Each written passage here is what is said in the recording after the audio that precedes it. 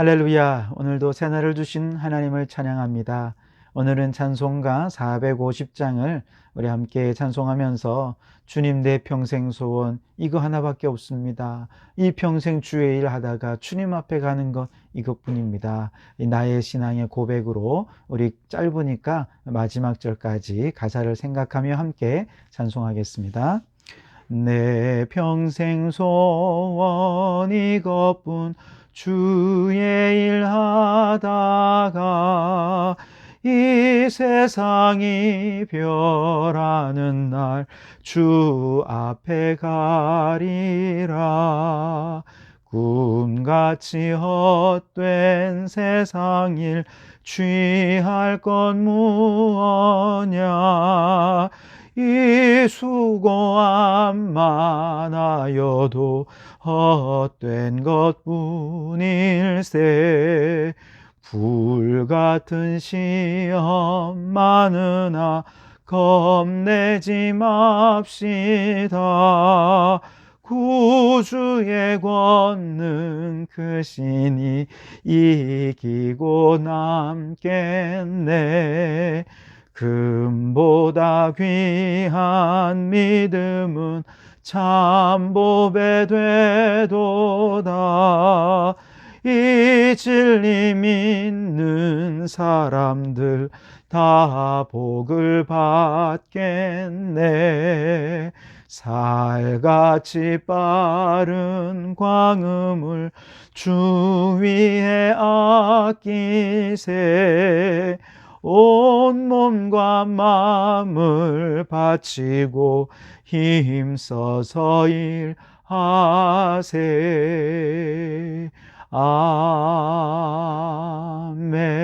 아멘. 아멘. 오늘 이 아침 우리에게 주시는 하나님의 말씀은 로마서 2장 17절에서 29절까지 말씀입니다. 제가 봉독해 드리겠습니다. 유대인이라 불리는 내가 율법을 의지하며 하나님을 자랑하며 율법의 교훈을 받아 하나님의 뜻을 알고 지극히 선한 것을 분간하며 맹인의 길을 인도하는 자요 어둠에 있는 자의 빛이요 율법에 있는 지식과 진리의 모범을 가진 자로서 어리석은 자의 교사요 어린아이의 선생이라고 스스로 믿으니 그러면 다른 사람을 가르치는 내가 내 자신은 가르치지 아니하느냐? 도둑질하지 말라 선포하는 내가 도둑질하느냐? 간음하지 말라 말하는 내가 간음하느냐? 우상을 가증히 여기는 내가 신전 물건을 도둑질하느냐? 율법을 자랑하는 내가 율법을 범함으로 하나님을 욕되게 하느냐? 기록된 바와 같이 하나님의 이름이 너희 때문에 이방인 중에서 모독을 받는도다. 내가 율법을 행하면 할례가 유익하나 만일 율법을 범하면 내 할례는 무할례가 되느니라. 그런즉 무할례자가 율법의 규례를 지키면 그 무할례를 할례와 같이 여길 것이 아니냐? 또한 본래 무할례자가 율법을 온전히 지키면 율법 조문과 할례를 가지고 율법을 범하는 너를 정죄하지 아니하겠느냐? 무릇 표면적 유대인이 유대인이 아니요 표면적 육신의 할례가 할례가 아니라 오직 이면적 유대인이 유대인이며 할례는 마음에 할지니 영에 있고 율법 조문에 있지 아니한 것이라. 그 칭찬이 사람에게서가 아니요 다만 하나님에게서니라. 아멘. 오늘도 이 말씀을 통해 우리에게 주신 하나님의 음성을 듣게 되길 바랍니다. 지난 시간에 율법의 착시 효과, 또 불신자들의 도덕적 착시 효과, 이것이 오히려 스스로를 선하고 또 의로운 자로 여기면서 다른 사람들을 비판하고 정죄하는 가운데 자신의 심판을 계속해서 쌓아가는 악순환이 반복됨을 우리가 함께 생각해 보았죠. 오늘 이제 본문 말씀에는 그 가운데서 유대인들의 죄에 대해서 조금 더 구체적으로 생각을 해보는데요. 17절 말씀에 제일 먼저 유대인이라 불리는 내가 이렇게 시작을 하죠. 유대인이라는 이 표현 속에는 아주 민족적인 자부심과 명예심이 아주 담뿍 담겨져 있는 표현이라 할 수 있겠습니다. 사실 우리는 유대인이라 할 때 아무 생각 없이 그냥 유대인이겠구나 이렇게 얘기를 하고 또 역사적으로 보면 나치 독일에 의해서 유대인이란 이름은 아주 경멸할 수밖에 없는 그런 이름으로 불려진 적이 있었죠. 그러나 유대인들에게 있어서 스스로 유대인이라고 표현할 때 여기에는 대단한 민족적 또 신앙적 자부심이 담겨져 있는 이름입니다. 유대인이라는 말의 유래를 좀 생각해 보면 원래는 이들에게 유대인이란 이름은 없었어요. 그저 이스라엘 사람 뭐 이런 이름이 그들에게 불리는 이름이었죠. 그러다가 BC 722년에 북이스라엘이 아수르에 의해서 멸망하게 되죠. 그러면서 북이스라엘이 완전히 소멸됩니다. 소멸되었다고 해서 북이스라엘의 모든 사람들이 완전히 다 죽어버렸느냐? 그런 이야기는 아니고요. 북이스라엘에 살던 사람들이 이제 전 세계로 이방 나라로 뿔뿔이 흩어지게 되었다는 뜻입니다. 그리고 북이스라엘에 남아있던 사람들에게는 이방인들이 그곳에 들어와 같이 섞여 살면서 그들과 결혼을 하고 혼합하고 그리고 혼혈의 자녀를 낳게 되면서 이제 유대인이란 정체, 이스라엘 사람이란 정체성이 완전히 소멸되어 버리게 된 것이죠. 그러니까 아수르인들이 이러한 이주 정책을 쓰게 된 목적이 바로 여기에 있습니다. 이스라엘 사람이라고 하는 민족적인 정체성을 말살하겠다는 것이죠. 하나님의 백성이라고 하는 신앙적인 정체성을 혼합시키면서 점점 사라지게 만들어 버리겠다 하는 것이 바로 그들의 정책의 의도고 목적이었습니다. 그래서 이렇게 혼합되어서 민족적이고 신앙적인 정체성을 잃어버린 사람들이 나중에 사마리아 사람들이 되죠. 자, 이 때문에 하나님의 백성, 택하신 백성이라고 하는 이제 민족적이고 또 신앙적인 정체성을 지닌 유일한 존재는 누구냐? 남왕국 유다에 있던 사람들입니다. 유다 민족들이죠. 이제 유다 지파들만 이제 민족적이고 신앙적인 정체성을 지켜 나갈 수 있게 되죠. 그래서 이때부터 이방과 섞이지 않은 순수한 하나님의 백성이다라고 말할 때 바로 유대인이라는 표현을 쓰게 됩니다. 물론 이스라엘이라는 말을 전혀 사용하지 않은 건 아닙니다만, 그러나 굳이 유대인이라는 표현을 쓸 때 바로 여기에는 우리는 민족적인 정체성을 끝까지 지켰어, 우리는 신앙적인 정체성을 끝까지 잘 지켜낸 사람들이야 라고 하는 엄청난 자부심이 담겨져 있는 역사적 배경이 그 속에 있다는 것이죠. 생각을 해보세요. 12개 지파가 있다가 갑자기 북이스라엘에 살던 모든 지파들이 다 뿔뿔이 흩어져 이방인과 똑같이 되어버렸으니 마지막까지 우리는 이스라엘 하나님의 선택된 백성이다, 우리는 하나님이 택하신 백성이다 라고 하는 그런 민족적인 정체성, 신앙적인 정체성을 끝까지 지켜낸 유일한 사람들이 바로 유대인들이라는 것이죠. 그러니 얼마나 대단한 자존심 또 명예심이 그 속에 담겨져 있는지 모릅니다. 자, 오늘 본문 말씀에서도 바울이 유대인들이 그들을 유대인이라고 부를 때 그 이름 속에 담겨져 있는 어떤 자부심으로 그들이 이렇게 이름 부르느냐 몇 가지 얘기를 하죠. 여기 17절에 보시면 유대인이라 불리는 내가 율법을 의지하여 하나님을 자랑하며 율법의 교훈을 받아 하나님의 뜻을 알고 지극히 선한 것을 분간하며 맹인의 길을 인도하는 자요 어둠에 있는 자의 빛이요 율법에 있는 지식과 진리의 모범을 가진 자로서 어리석은 자의 교사요 어린아이의 선생이라고 스스로 믿으니, 그렇게 말씀을 하시죠. 다시 말해서 유대인들이 스스로를 유대인이라고 부를 때 여기에는 우리는 율법을 받은 율법의 민족이야 라는 자부심이 있다는 거예요. 우리는 그 율법을 따라서 하나님을 자랑하는 민족이고 율법 안에서 하나님의 뜻이 무엇인지를 알고 무엇이 선한 것인지를 분간할 줄 아는 진정한 진리가 있는 그런 민족이야 라는 자부심이 그 속에 담겨져 있다는 것입니다.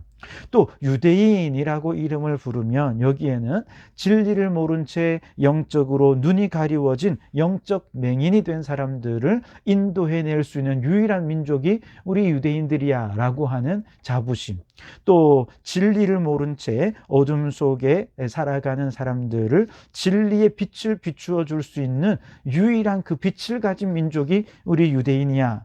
우리는 지식과 또 진리의 모범이고 교사고 선생이야 라고 하는 이제 엄청난 자부심이 그 속에 담겨져 있다는 것이죠. 문제는 유대인이라고 하는 이름이 참 너무나도 자부심이 있고 좋은데, 그런데 그 자부심에 걸맞게 그들이 진짜 살아왔느냐라고 말할 때 그건 아니다라고 하는 것이죠. 그래서 오늘 21절 이하에 이렇게 얘기합니다.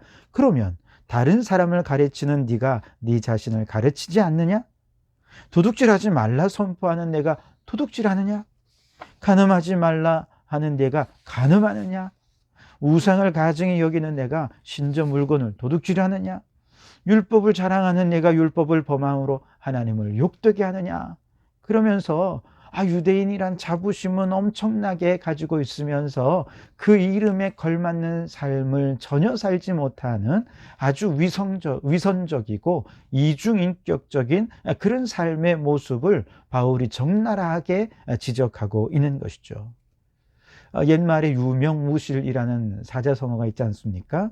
이름은 있지만 실속이 없다는 것입니다. 포장은 그럴싸하지만 내용이 없다는 것입니다. 요즘 택배를 보면 딱 그렇지 않습니까? 택배를 시키면 대단한 포장이 옵니다. 그런데 그 포장을 뜯어가다 보면 그 속에 정말 내용물을 지킬 만한 뽁뽁이 같은 것도 있고요. 또 냉동식품은 아이스팩을 얼마나 많이 넣는지요. 막 해치고 그렇게 해서 정작 시킨 물건을 보면 요만한 보잘것없는 것이 그 속에 담겨져 있습니다. 포장은 이만한데 그런데 내용물은 너무 보잘것없는 것이죠. 과대포장, 이것이 바로 유대인이라는 이름이 되어버렸다는 것이죠. 세상에 이처럼 공허한 것이 없고 위선적이 없는 것이 바로 유대인이라는 이름이 되어버렸다는 것이죠. 그리고 이러한 위선은 그저 위선에서 그치는 것이 아니라 하나님을 모독하는 결과를 낳게 되었습니다. 25절 말씀에 보면 네가 율법을 행하면 할례가 유익하나 만일 율법을 범하면 내 할례는 무할례가 되느니라 라고 말씀하시죠. 즉 할례는 뭡니까? 유대인들이 우리는 하나님이 택하신 백성이야 라고 할 때 그것을 육체에다가 아로새긴 육체의 표지죠. 역시 할례는 유대인들의 하나님의 선택된 백성이라고 하는 자부심을 나타내는 표징입니다. 그러나 아무리 육체의 할례를 행했다 하더라도 또 이름도 유대인이라고 하는 아주 자부심이 가득한 이름으로 부른다 해도 하나님 말씀대로 진리 안에 살지 못하고 할례 받지 않은 이방인들보다 더 악한 삶을 살아간다면 그건 할례 안 받은 것보다 더 못한 것 아니겠습니까? 반대로 26절에 보시면 그런즉 무할례자가 율법의 규례를 지키면 그 무할례를 할례와 같이 여길 거 아니냐 그렇게 말씀합니다. 즉 아무리 이방인이라도 하나님의 뜻대로 성실하게 거룩하게 그렇게 삶을 통해 살아낸다면 실제로는 할례는 안 받았어도 그 사람이 진짜 할례 받은 사람이 아니겠느냐라고 말하는 것이죠. 여러분 할례가 중요합니까? 할례 받은 자답게 사는 것이 중요합니까? 중요한 것은 할례라는 표징이 아니라 그 표징 속에 담겨 있는 할례 받은 자답게 살아가는 그 내용물이고 실속이라는 것이죠. 만일 할례 받았다 하면서 이방인과 다를 바 없이 우상 숭배하고 거짓말하고 속이고 도둑질하고 강도질하고 이렇게 살아간다면 오히려 그 할례 받은 것 때문에 하나님이 모독을 받는 것 아니겠습니까? 하나님을 믿는 저 백성이 왜 저래? 그럴 것 아니겠습니까? 24절이 그래요. 기록된 바와 같이 하나님의 이름이 너희 때문에 이방인 중에서 모독을 받는도다. 여러분 오늘 이것이 우리들의 얘기는 아닙니까?